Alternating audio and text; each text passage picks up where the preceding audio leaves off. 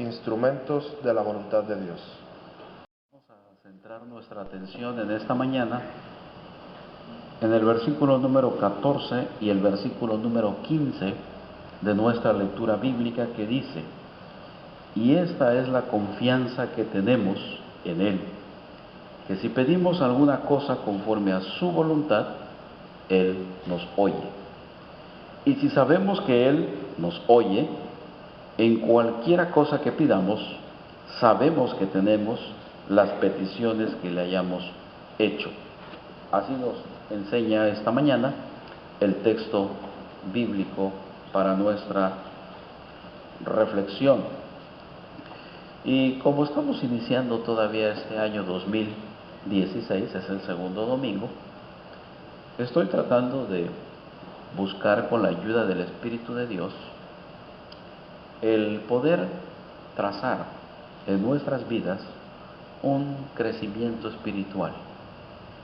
El domingo anterior hablábamos acerca de una misión que Dios nos ha encomendado y que en el cumplimiento de esa misión Dios nos guarda del mal y Dios nos encomienda esa tarea en este mundo, cuando dice el Señor: no ruego que los quites del mundo, sino que los guardes del mal, pero mientras tanto santifícalos.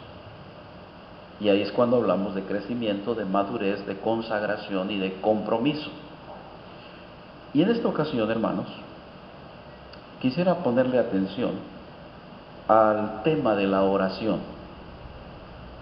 El tema de la oración es bastante importante en la vida de la iglesia, en la vida de cada familia, y a su vez también es algo muy familiar, muy conocido, pero por el otro lado también puede ser descuidado. Entonces, quisiéramos también, con la ayuda de Dios, ser una iglesia de oración. Y por eso hablamos del tema, ser instrumentos de la voluntad de Dios, lo cual está debidamente relacionado con la oración. Acudamos pues al desarrollo de esta reflexión y que sea el Espíritu de Dios quien nos ayude a comprender, a asimilar y a meditar en esta palabra. Porque un antiguo predicador decía que los creyentes nunca estaremos por encima de nuestra vida de oración. ¿Qué es lo que estaba tratando de decir este predicador? Que la calidad de nuestra vida en Cristo está íntimamente relacionada con la disciplina de la oración.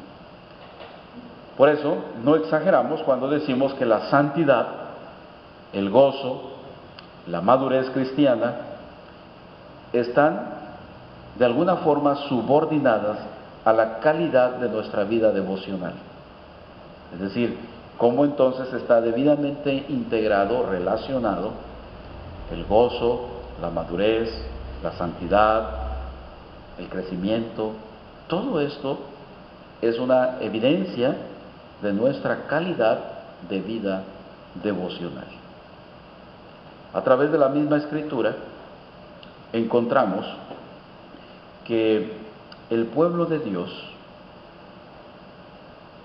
siempre tuvo hombres de oración. Los patriarcas, Abraham, Isaac, Jacob, Job, los profetas, los apóstoles en el Nuevo Testamento, y conocemos acerca de la vida de los apóstoles y las obras que en el nombre de Dios pudieron hacer, los primeros cristianos, así como también los líderes dentro de la Reforma Protestante, fueron todos hombres prominentes en la oración. A la luz de todos estos ejemplos, y tomando en cuenta que además la oración es un mandato bíblico, y que por otro lado también la oración representa muchos beneficios, debemos ser cuidadosos en establecer el hábito de la oración. Lo cual significa que cada creyente debe orar con regularidad. Y estamos todos de acuerdo en que debemos orar y que necesitamos orar. Pero por otro lado, si somos honestos, debemos reconocer que en muchas de las ocasiones hemos descuidado nuestra devoción personal. Hemos descuidado nuestra vida de oración. Que sí estamos convencidos de la necesidad de orar. Que sí estamos de acuerdo en la importancia de la oración. Sin embargo, en el hábito, en la práctica, en la disciplina, en el ejercicio de la oración, en muchas de las ocasiones no hemos sido muy consistentes. En el texto que acabamos de leer, el escritor sagrado, Juan el apóstol, y estamos en el capítulo número 5, está él llegando al final de su carta. Incluso termina con una palabra de exhortación. Tengan cuidado, guárdense de no contaminarse con los ídolos. El escritor sagrado está llegando al final de su carta y a través de los 5 capítulos, él está mostrando claramente las diferencias entre un verdadero creyente y un no creyente, un falso creyente. Y concluye en los últimos versículos que hemos leído, reiterando en sus lectores la seguridad de la vida eterna, la confianza en la vida eterna para cada creyente en Jesucristo.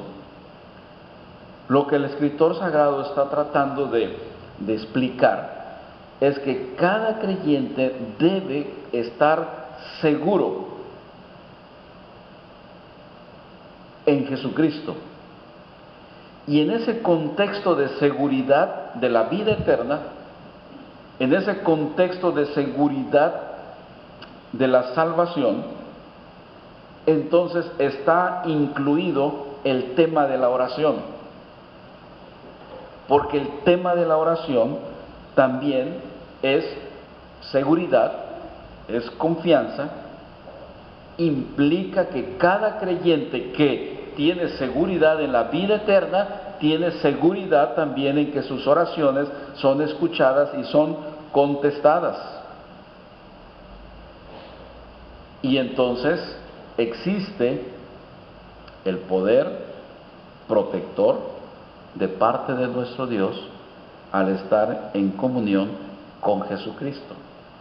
En ese sentido de confianza, el versículo número 13 dice así: estas cosas os he escrito a vosotros que creéis en el nombre del Hijo de Dios, para que sepáis que tenéis vida eterna y para que creáis en el nombre del Hijo de Dios. Es la seguridad, es la confianza en Jesucristo, la confianza en la vida eterna, y esta es la confianza que tenemos en Él. Y ahí viene el tema de la oración, que si pedimos alguna cosa conforme a su voluntad, Él nos oye. El efecto de creer, el resultado de creer, es la seguridad de cada creyente. El que cree en Jesucristo tiene toda la seguridad de la vida eterna, de que poseen la bendición de Dios. Entonces, Juan, el apóstol, no está escribiendo para persuadir a los no creyentes que puedan involucrarse en la oración, porque los no creyentes son incrédulos, no creen, no hay seguridad, no hay confianza, y por lo tanto entonces, ¿cómo van a ser contestadas sus oraciones? En un contexto de seguridad, en un contexto de perseverancia, en un contexto entonces de vida eterna, es cuando el apóstol nos está dando la seguridad de la oración. Por eso, lo que el apóstol nos quiere comunicar en este día es fortaleza. Él nos quiere animar, Él nos quiere convocar a la oración, Él quiere entonces promover en nosotros la seguridad de que quien posee la vida eterna tiene al Hijo, que es Jesucristo, y luego entonces en esa misma confianza, en ese contexto de seguridad y de comunión con Jesucristo, dice, y esta es la confianza que tenemos. Pero esta confianza entonces no está aislada de los otros temas, sino que la oración está entonces implícita en medio de toda una vida cristiana, de toda una vida espiritual. Por eso al inicio mencionábamos el gozo, la madurez, la santificación y todos estos otros temas están subordinados, ¿verdad?, al tema de la oración. Y porque el tema de la oración en el contexto del apóstol no está aislado, sino que el tema de la oración está vinculado hacia otros aspectos, hacia otros asuntos de nuestra vida diaria, de nuestra vida cristiana. Por eso no solamente es orar y dejarlo a ver qué pasa, sino que la oración entonces está acompañado de otros factores en nuestra vida diaria. Y el apóstol San Juan está hablando de creer, está hablando de vida eterna, está hablando de confianza y seguridad, y luego entonces oramos, luego entonces clamamos, ¿verdad? Por eso es que San Juan nos presenta un importante resultado de la seguridad que tiene cada creyente y está relacionado con nuestro Dios. Esta confianza en particular está en función de las peticiones a Dios por medio de la oración. El mismo San Juan, en otro texto, ya nos había dicho, confianza tenemos en Dios, y cualquiera cosa que pidiéremos la recibiremos de Él, pero porque guardamos sus mandamientos y hacemos las cosas que son agradables delante de Él. Esto lo dice en el capítulo 3, versículo 21. Pero mire que lo que vuelve a repetir el escritor es, confianza tenemos en Dios, y cualquier cosa que pidiéremos la recibiremos de Él. ¿Por qué? Y es cuando estoy tratando yo de animarles a ver la oración no como un elemento aislado, sino como un elemento integrador. Porque dice, porque guardamos sus mandamientos y hacemos las cosas que son agradables delante de Él. La Biblia nos asegura en este día que a cada creyente que guarda los mandamientos, dice la Escritura, Dios nos oye. Esta es una bonita palabra de confianza, de seguridad y de perseverancia. Dios nos oye. Tenga presente esto en su vida de oración. Porque cuando dice la Biblia, oye, oír, en este texto significa Dios responde a nuestras oraciones. Cuando dice Dios nos oye, está implícita la respuesta de parte de nuestro Dios. Dios nos oye. Es una buena palabra, es una buena motivación para acercarnos al Señor en el contexto de una vida consagrada al Señor. Dios nos oye, pero también hay que identificar en el texto que hay una condición. Las oraciones deben ser elevadas por quienes permanecen en Jesús y permiten que las palabras de Jesús permanezcan en ellos. Es interesante que en una buena relación, en una buena comunión entre Jesucristo y el creyente, en ese contexto de buena relación, Dios nos oye, Dios nos escucha, Dios responde a nuestras peticiones. Desde luego que eso no implica que todo va a ser como lo estamos pidiendo, ¿verdad? Es común en algunos momentos, en algunos asuntos, que algunas oraciones no siempre son contestadas como yo deseo. Creo que lo hemos experimentado en más de una ocasión. Y el ejemplo es nuestro mismo Señor Jesucristo.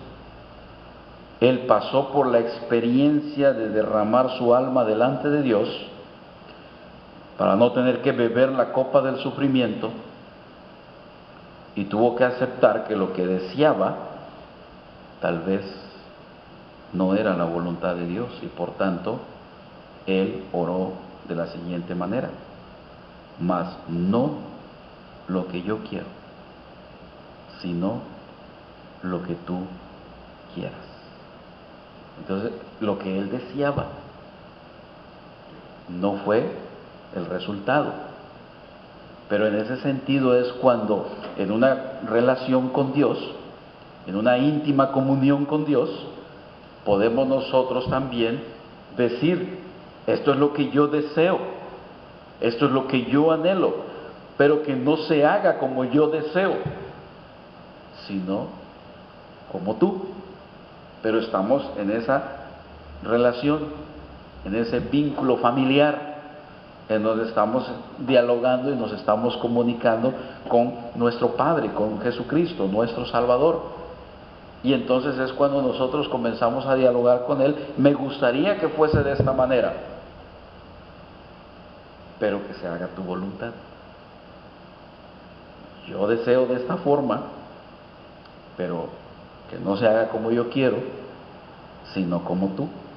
Y ahí es cuando hay una dependencia de Dios. Ahí es cuando estamos sometidos a la voluntad de Dios. Y ahí es cuando no tenemos conflictos con la voluntad de Dios. Si no estamos en esa comunión, si no estamos en esa relación con Dios, es entonces cuando empezamos a tener complicaciones con la voluntad de Dios. Y es entonces cuando comenzamos a reaccionar de manera diferente ante la voluntad de Dios. En ese mismo sentido de creyentes, en el sentido de seguridad de la vida eterna, cada creyente debe presentar sus oraciones conforme a su voluntad, conforme a la voluntad del Señor. Y esto lo enseña Jesús en el Padre Nuestro: que se haga tu voluntad. No es tan fácil, no es tan sencillo, pero otra vez estamos hablando de gozo, santidad, comunión, madurez, crecimiento, oración.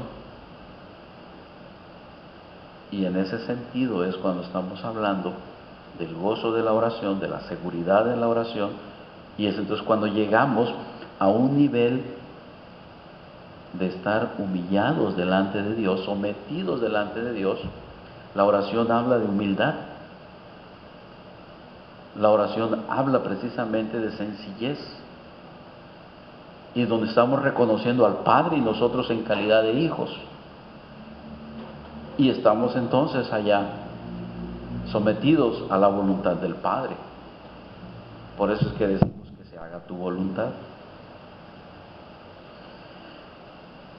En muchas de las ocasiones,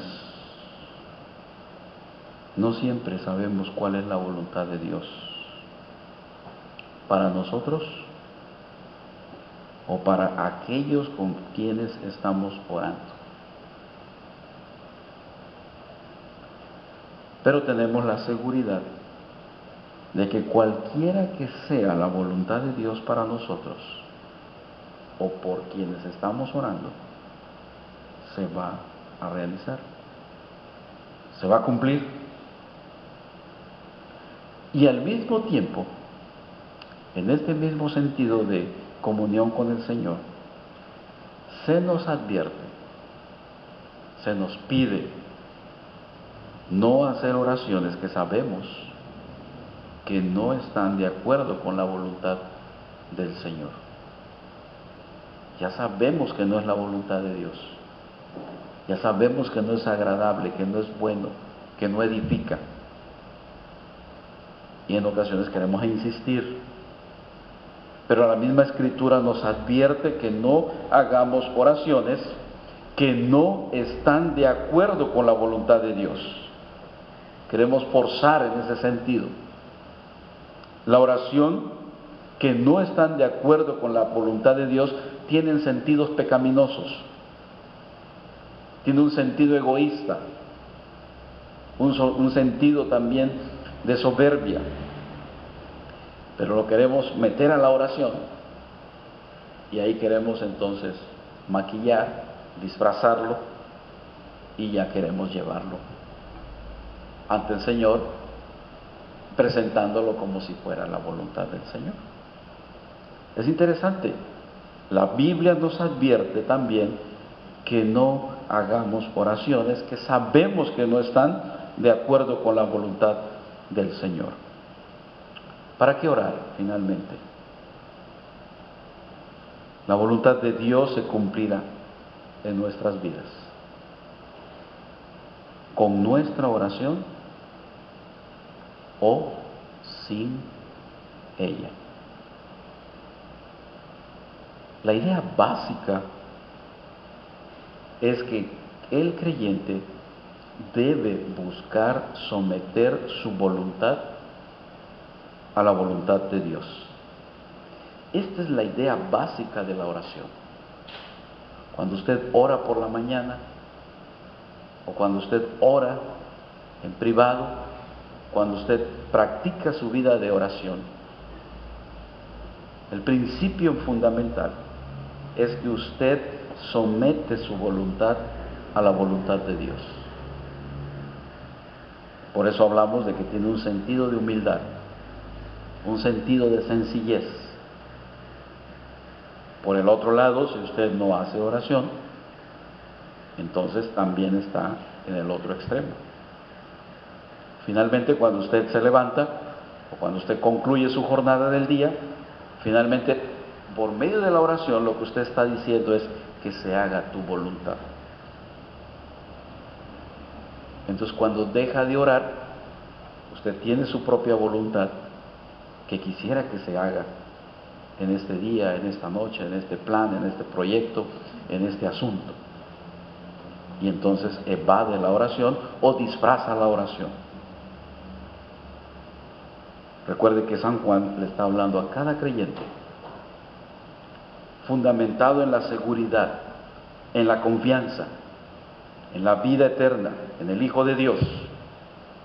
Y entonces la oración nos permite rendirnos libremente al Señor.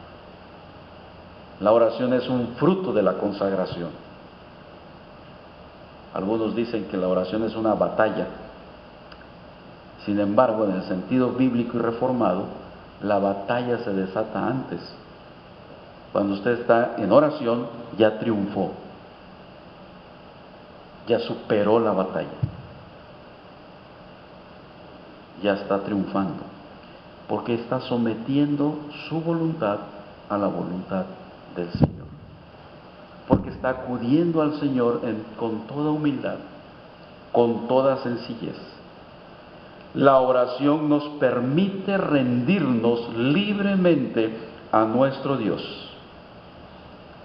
y en esa entrega de nuestra voluntad a la voluntad de Dios, Él cumple su voluntad a través de nosotros y a través de nuestras oraciones. Por lo tanto, cada creyente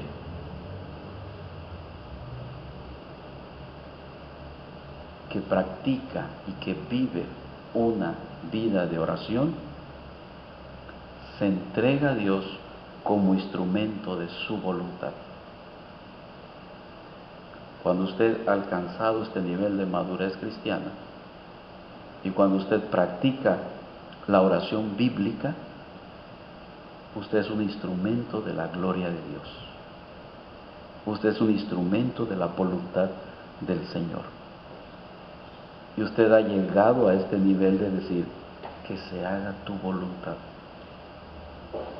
y no la mía, ni tampoco en los vecinos. Que se haga tu voluntad. En ese momento usted es instrumento en las manos de Dios. Y de una forma libre, de una forma voluntaria, porque usted se está sometiendo al Señor. Por otro lado, el Señor hará también su voluntad con usted, pero ya no será de manera libre. Usted ya no estará rendido, ya no estará consagrado, ya es más forzoso la situación. Por eso es que quien se entrega a Dios en oración es un instrumento de la voluntad de Dios. Y Él actúa poderosamente en una forma que trasciende nuestra vida diaria. Cuando aprendemos a desear lo que Dios desea para nosotros, cuando tenemos el gozo de recibir su respuesta a nuestras peticiones. Por eso, en el versículo número 15, el escritor nos sigue diciendo, y si sabemos que Él nos oye en cualquiera cosa que pidamos, sabemos que tenemos las peticiones que le hayamos hecho. Qué respuesta profunda la del escritor. La idea es que los creyentes pueden estar seguras de una respuesta cuando oran de acuerdo con la voluntad de Dios. El escritor nos está recordando que uno de los frutos de la vida cristiana es la confianza, y la oración es el medio de esa confianza, el medio de esa respuesta. Como la oración es tan importante en nuestra vida diaria, y considerándolo desde este aspecto bíblico y cristiano, quiero solamente dejar 3 cosas para poderlo llevar a la práctica diaria. Espero que nos ayude no solo a retomar, sino a fortalecer y a no descuidar nuestra vida devocional. Y mire, voy a empezar con una palabra: arrepentimiento. Arrepentimiento. Si partimos de la premisa que la oración implica obediencia, significa que es un mandato bíblico, el descuido de la vida de oración, entonces es considerado como un pecado. El abandono de la disciplina de la oración no solamente lo debemos de ver como un descuido, sino que a la luz de la palabra de Dios es un acto de desobediencia. Por eso, como con cualquier otro pecado, la falta de oración nos debe producir un sentido de preocupación. Y si deseamos ser obedientes, recuperar y no descuidar nuestra vida de oración, debemos empezar reconociendo que hemos fallado. Y entonces hay que arrepentirnos, hay que pedirle perdón a Dios. Y no tomar el tema de la oración a la ligera. no verlo como una probabilidad. La verdad es que no debemos mostrar una falta de interés hacia la vida de oración. Debemos entonces comenzar por arrepentirnos, porque ese es el primer paso para retornar a nuestra vida devocional personal. 2. Entregar cuentas. En el sentido de la oración también debemos estar rindiendo cuentas. El rey Salomón, en Eclesiastés capítulo 4, versículo 9, nos señala: esto es muy cierto en todos los aspectos de la vida. También es útil para mantener una disciplina espiritual. En este sentido, es recomendable tener alguien con quien hablar acerca de la oración, platicar con alguien acerca de este tema, y que esa persona goce de nuestra libertad para preguntarnos con regularidad si estamos orando, no para ofendernos, sino precisamente para ayudarnos a crecer en esta disciplina espiritual y no tenerlo tan descuidada. Cuando rendimos cuentas, estamos dando pasos saludables para asegurar nuestro cuidado en las disciplinas espirituales. Es más, a quien le podemos rendir cuentas, nos organicemos para que de vez en cuando oremos juntos al Señor. Esto va a fortalecer nuestra actitud hacia la oración. Hay que arrepentirnos entonces, hay que analizarlo cómo está nuestra vida de oración. Número 2, hay que buscar a alguien con quien rendir cuentas acerca de la oración. Y finalmente, debemos entonces también usar recordatorios acerca de la oración, para que no nos olvidemos sobre la necesidad de orar. Y podemos marcar en la Biblia textos que hablan acerca de la necesidad, la importancia y el mandato de la oración. O podemos traer por allá también textos bíblicos o recordatorios acerca de la oración. Y desde luego que hay muchas formas de poder traer siempre los recordatorios. 3 entonces ideas fundamentales que nos puedan ayudar para que este año 2016 desarrollemos una vida fuerte de oración, tomando en cuenta lo que dice el escritor sagrado. Luego entonces hay que arrepentirnos, hay que rendirle cuentas y hay que recordar constantemente la importancia y la necesidad de orar. Dice entonces nuestro texto del día de hoy: y esta es la confianza que tenemos en Él, que si pedimos alguna cosa conforme a su voluntad, Él nos oye. Y si sabemos que Él nos oye en cualquiera cosa que pidamos, conforme a su voluntad, sabemos que tenemos las peticiones que le hayamos hecho. Que Dios nos bendiga y que Él conteste a nuestras oraciones conforme a su voluntad, y que nos ayude el hábito de la oración a entregarnos libremente a nuestro Señor como instrumentos de la voluntad de Dios. Hagamos de este año una vida de oración. Amén.